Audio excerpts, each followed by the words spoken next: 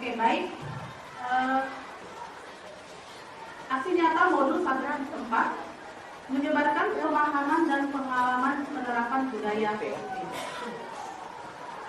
Adapun yang menjadi konsep utama modul budaya positif yang akan kita ulas itu ada 7 poin. Yang pertama, perubahan paradigma belajar. Yang kedua, disiplin positif. Yang ketiga, kebutuhan dasar manusia. Yang keempat, motivasi perilaku manusia. Yang kelima, posisi kontrol restitusi. Yang keenam, keyakinan kelas. Dan yang ketujuh, segitiga restitusi. Kita mulai yang pertama. Baik, pembelajaran dengan paradigma baru. Pembelajaran dengan paradigma baru dirancang berdasarkan prinsip pembelajaran yang terdiferensiasi sehingga setiap siswa belajar sesuai dengan kebutuhan. Semua manusia pasti menginginkan yang namanya bertahan hidup. Misalnya kita makan, kita minum, dan kita memiliki tempat tinggal, itu untuk bertahan hidup. Lalu kasih sayang dan rasa diterima. Kita seringkali mendapati siswa kita itu yang overacting ya, cari perhatian berlebihan. Padahal sih. Nah, tetapi misalnya anak menjatuhkan air minum, maka kita akan menyuruh bersihkan. Itulah konsekuensinya, dia harus membersihkan. Tetapi itu ternyata pembuatan jangka pendek. Nah, kemudian perlu monitoring untuk berkelanjutan, untuk konsekuensi. Nah, lalu ada stimulus dan respon. Seperti tadi, misalnya dia menjatuhkan air minum, lalu kita suruh dan dia respon untuk membersihkan. Nah, kemudian murid menghormati peraturan. Lalu kehilangan waktu untuk merenungi kesalahan. Kenapa? Karena ketika dia bersalah, kita harus memberi konsekuensi. Ya, sebenarnya sih termasuk dalam yang sukses ya Bapak Ibu, karena dia sudah akan merenungi belajar dari kesalahannya, tapi hanya dalam jangka pendek saja. Nah, bagaimana dengan restitusi? Nah, dalam restitusi, murid bertanggung jawab untuk perilakunya. Lalu fokus pada pemecahan masalah jangka panjang. Murid menghormati dirinya dan orang lain. Kemudian teori kontrol, dirinya memegang kontrol. Jadi si anak ini terus akan memegang kontrol pada restitusi. Kemudian murid bersemangat memperbaiki kesalahan. Jadi yang perlu kita terapkan pada sekolah kita ini adalah itu tadi, penerapan restitusi. Nah, mari kita lihat di sini konsep disiplin pendekatan restitusi. Nah, pendekatan restitusi itu merupakan sebuah cara menanamkan disiplin positif pada murid. Nah, apa sih pengertian restitusi? Restitusi itu adalah proses menciptakan kondisi bagi murid untuk memperbaiki kesalahan sehingga mereka bisa kembali pada kelompok mereka dengan karakter yang lebih kuat. Ini menurut pendapat Bosen tahun 2004. Nah, bagaimana ciri-ciri restitusi? Ciri-ciri restitusi adalah bukan menebus kesalahan, namun belajar dari kesalahan. Berikutnya, memperbaiki hubungan. Tawaran bukan paksaan. Menuntut untuk melihat ke dalam diri, mencari kebutuhan dasar yang mendasari tindakan, fokus pada karakter bukan tindakan, menguatkan dan fokus pada solusi. Ya, nah jadi saya sudah menerapkan restitusi ini dalam menghadapi kasus. Nanti di slide berikutnya akan saya tambahkan sebagai buktinya. Nah, jadi saya melihat memang bahwa dengan menerapkan segitiga restitusi ini maka si anak akan lebih terarah untuk lebih baik lagi. Jadi dia akan menyadari kesalahannya dan dia akan kembali ke kelompoknya untuk menguatkan karakternya. Ya. Nah, mari kita lihat di sini apa sih perbedaan antara hukuman, konsekuensi dan restitusi. Contoh kasus saya ambil yang sering kita alami di kelas. Siswa sering tidak mengerjakan PR. Nah, yang pertama sebagai hukuman, tentu kita akan menghukum siswa tersebut hormat bendera selama 10 menit. Atau guru marah dan murid menjadi takut. Nah, itu namanya hukuman. Bagaimana kalau dia konsekuensinya gimana? Guru memberikan konsekuensi untuk mengerjakan PR-nya saat istirahat atau dikerjakan sebanyak 3 kali lipat. Kemudian guru tegas dan siswa menghormati peraturan. Itu kalau konsekuensi. Nah, bagaimana kalau restitusi? Guru menanyakan keyakinan kelas atau dirinya dan membantu siswa menyelesaikan masalahnya. Guru terbuka dan siswa menghormati dirinya dan orang lain. Nah, jadi inilah yang membedakan antara hukuman, konsekuensi, dan restitusi. Nanti akan ada sesi bertanya ya Bapak Ibu, sabar. Oke? Mari kita lihat 5 posisi kontrol institusi. Nah, dalam gambar ini Bapak Ibu, kita sebagai apa? Peran kita di sini sebagai apa? Sebagai guru. Apakah sebagai penghukum? Apakah sebagai pembuat rasa bersalah? Apakah sebagai teman? Apakah sebagai pemantau? Atau sebagai manajer? Mari kita jawab masing-masing pada diri kita ya Bapak Ibu. Apa posisi kita di sini sebagai guru? Terima kasih. Kalau semuanya yang memang ini sudah kita harapkan. Memang sangat sulit untuk menerapkan ya Bapak Ibu, tapi dengan kita di sini sebagai manajer, maka di sini kita sudah melakukan penerapan 3 restitusi tadi, langkah-langkah restitusi. Ya, itulah sebagai manajer. Ya, memang yang diharapkan di sini kita harus berperan sebagai manajer. Tapi saya pribadi sebelum saya masuk sebagai salah satu anggota dari guru penggerak, jujur saya sebagai penghukum. Saya adalah sosok guru penghukum. Tetapi ketika saya sudah belajar, ya, saya benar-benar tertampar dengan posisi kontrol ini. Karena memang apa yang saya hadapi ketika saya menjadi penghukum, maka akan kembali lagi anak itu melakukan kesalahannya. Ya, mari kita lihat di sini Bapak Ibu. Contoh penerapan 5 posisi kontrol. Bagaimana bila ada kasus siswa tidak memakai atribut lengkap saat upacara bendera. Nah, kalau kita sebagai penghukum, maka patuhi aturan sekolah lalu berdiri di depan barisan. Itu sebagai penghukum. Nah, kalau membuat rasa bersalah, guru harus memberitahu kamu. Ya, berapa kali Bu Guru harus memberitahu kamu? Bu Guru kecewa sama kamu. Nah, itu kalau contoh membuat rasa bersalah. Ya, jadi kita membuat anak itu merasa bersalah dengan tindakannya. Kemudian kalau kita sebagai teman, maka bagaimana cara kita berbicara dengan siswa tersebut? Ayolah yang tertib, buat Bu Guru bangga. Kali ini tidak apa-apa kamu salah. Yang berikutnya adalah sebagai pemantau. Kamu sudah melanggar apa peraturan dan konsekuensinya? Jadi kita langsung bertanya dan kita minta sendiri dia untuk membuat konsekuensi atas kesalahannya. Nah, tapi sebagai manajer, apakah kamu tahu kesalahanmu? Kira-kira bagaimana kamu akan memperbaiki kesalahan ini? Nah, oke, jadi Bapak Ibu, ini saya bertanya tadi. Mari kita berpikir sejenak. Kita di sini sebagai apa? Posisi kita di sini sebagai apa? Apakah kita sudah mencapai posisi yang diharapkan sebagai manajer? Dari contoh kasus yang saya berikan. Terima kasih kalau begitu Ibu saya. Ditingkatkan. Amin, ditingkatkan ya Ibu.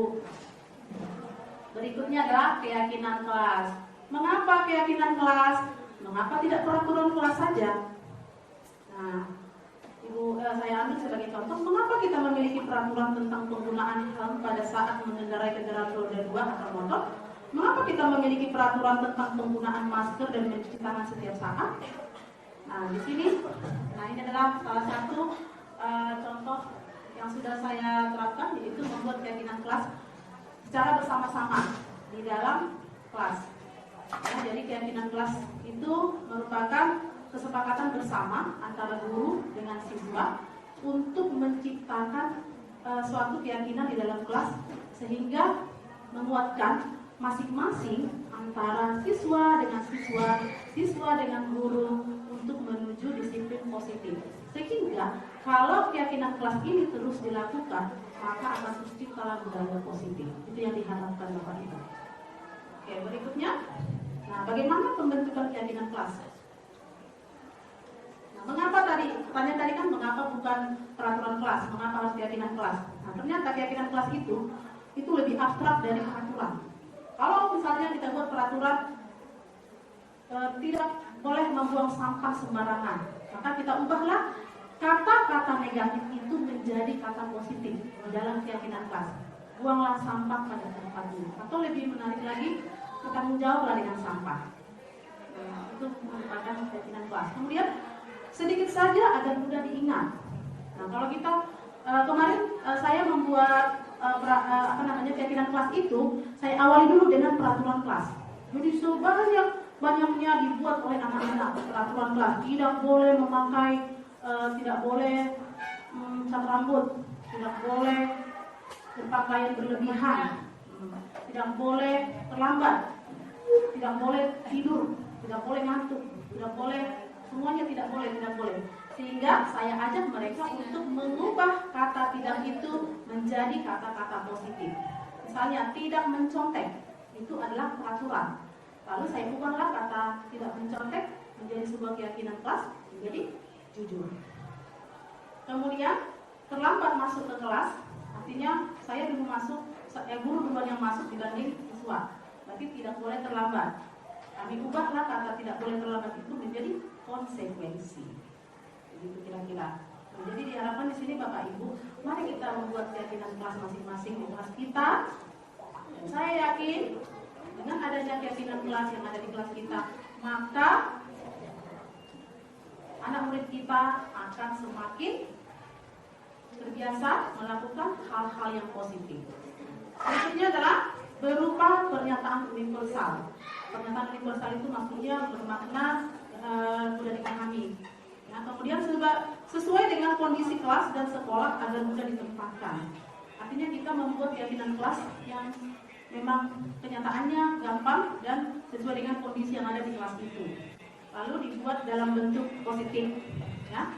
Kemudian semua warga kelas atau sekolah dilibatkan saat pembuatan. Kenapa? Nah, itu bedanya peraturan dengan keyakinan kelas. Kalau peraturan itu bersifat memaksa, artinya itu hanya wewenang guru saja untuk melakukan Bapak Ibu, ya, menghadapi dua kasus, ya, menghadapi dua kasus. Kasus yang pertama itu adalah mencontek, ya, pada saat pembelajaran si anak tersebut mencontek, tetapi yang melaporkan ke saya bukan dia tapi temannya.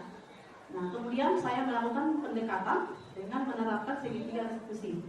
Nah, yang pertama menstabilkan identitas. Di sini menstabilkan identitas itu adalah kita mengatakan, nah, tidak semua manusia melakukan, tidak semua manusia itu semuanya bersalah. Artinya banyak yang melakukan kesalahan yang sama seperti kamu. Jadi jangan langsung merasa minder atau merasa takut. Nah, itu menstabilkan identitas. Jadi kita membuat pendekatan dulu dengan cara menstabilkan identitas. Lalu kemudian validasi tindakan yang salah.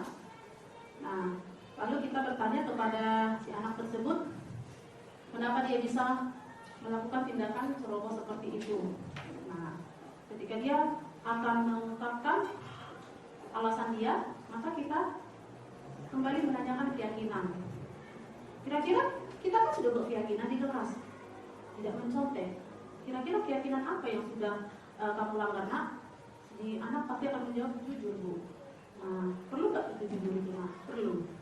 Nah, ketika kita sudah menggali semua penerapan segitiga restitusi, maka si anak akan bisa memperbaiki diri. Kemudian kasus yang kedua di sini adalah terlambat. Jadi ketika guru sudah mengajar, si anak dengan wajah mus-musan masuk ke kelas karena terlambat. Nah, lalu saya mengadakan pendekatan. Tidak semua kesalahan itu pada diri kamu. Banyak kok yang terlambat, guru kelas selalu terlambat. Tapi bagaimana caranya supaya tidak terjadi lagi? Maka kita cari dulu validasi tindakan yang salah. Kenapa dia bisa terlambat? Apa alasan yang membuat dia terlambat? Lalu kita menanyakan keyakinan. Demikianlah eksaminasi dari Bu Suryani. Boleh Bapak Ibu kita berikan tepuk tangan sekali lagi. Iya, materinya sangat menarik. Oleh karena itu kita buka sesi pertama dengan 3 pertanyaan. Kepada Bapak Ibu dipersilakan. Iya, Kak Mei.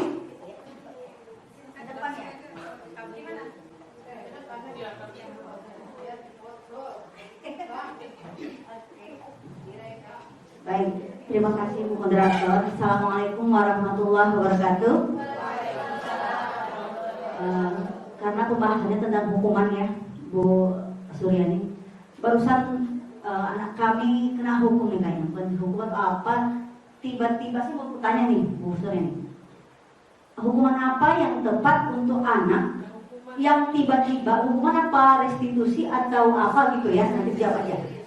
Tiba-tiba datang ke kelas, anak saya ini baik, datang anak kelas yang 9 ke kelas kami itu, karena anak ini matanya kan agak belok, jadi melihat begini, dikiranya anak ini sengak matanya gitu, ditunggu lah anak ini kan, jadi anak ini nangis ngadu. Ternyata saya tanya, apa nak, kenapa kok bisa sampai kamu ditunggu gitu? Nggak tahu Bu, saya cuma melihat begini, dibilangnya ke saya enggak, saya ditunggu kok gitu, untuk tak berdarah. Nah besok rencana saya nih, saya mau mencari anak sekelas 9B itu apa nak saya buat ini? Hukuman apa? Hukumankah atau restitusi gitu?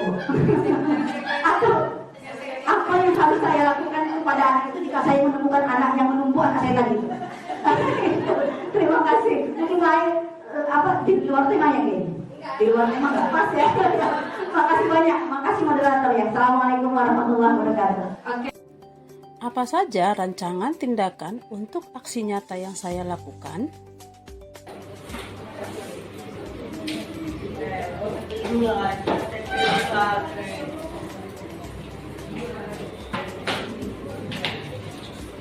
Oke, lanjut. Oke, lanjut.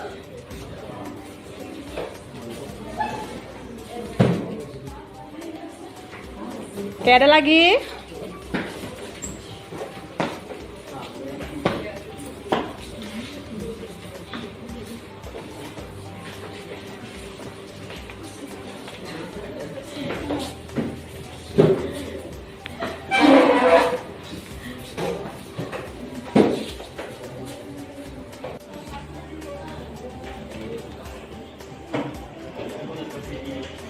Oke, lanjut. Ada penanya?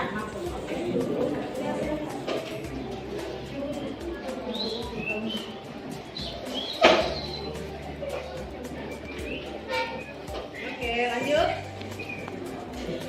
Ini ada pena ya? Ya, lanjut.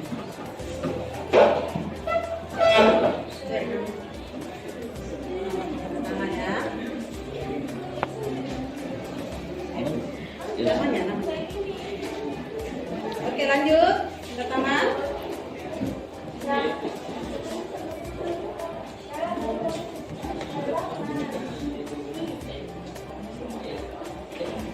Oke, lanjut. Apa dari sini aja boleh?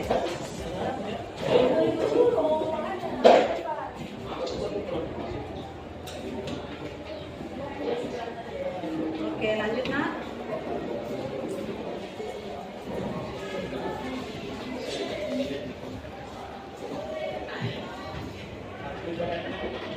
Oke.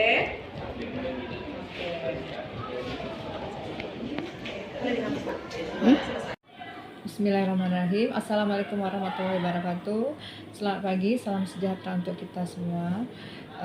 Pada kesempatan kali ini saya ingin menyampaikan beberapa hal terutama untuk kita semua terkait CGP kami. Yang pertama Ibu Suryani.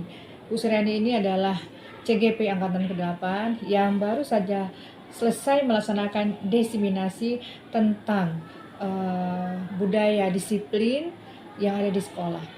Nah, mudah-mudahan setelah mendapatkan ilmu dari pengalaman atau penerapan budaya disiplin di sekolah, Ibu Suryani sebagai CGP tentu berada di garda depan untuk menerapkan budaya tersebut dan juga dapat diikuti oleh teman-teman semuanya.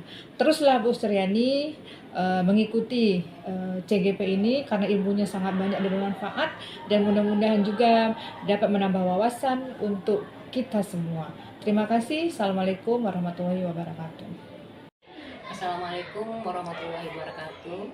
Saya Ibu Deti Herawati, guru SMP Negeri 20 Batam. Di sini saya ingin menanggapi hasil dari teman saya, yaitu guru SMP Negeri 20 Batam, yaitu Bu Surani, dalam budaya positif. Di sini Bu Surani menyalarinya sangat bagus dan sangat baik, di mana di sini dibahas tentang kasus anak-anak yang itu timbulnya penanganan hukumnya itu ada yang disebabkan dari luar, yaitu ekstrinsik, yang timbulnya dari dalam intrinsik. Nah, di sini kalau yang intrinsik itu anak sendiri yang udah mampu sadar untuk menjalankan apa-apa yang akan mereka lakukan dan tidak. Jadi punya kesadaran sendiri, sehingga anak tersebut tidak lagi merasa adanya faktor dari luar, yaitu mengenai yang disebut tadi dengan ekstrinsik. Dan di sini juga dalam menangani kasus itu guru-guru alhamdulillah sudah luar biasa bisa mengontrolkan diri, sehingga tidak emosi lagi dalam menghadapi kasus anak. Di sini guru-guru juga bisa menjadi teman dan sebagai manajer, yang mana sini juga berpedoman dengan yang Bu Suryani terapkan ke kita, yaitu segitiga restitusi, dan sangat baik sekali, luar biasa hasilnya alhamdulillah, dan luar biasa. Dan pada Bu Suryani juga kita sama berdoakan semoga Bu Suryani tetap semangat, semoga jadi juru CJP lulus, amin amin ya rabbal alamin. Sukses Bu Suryani. Makasih. Assalamualaikum warahmatullahi wabarakatuh.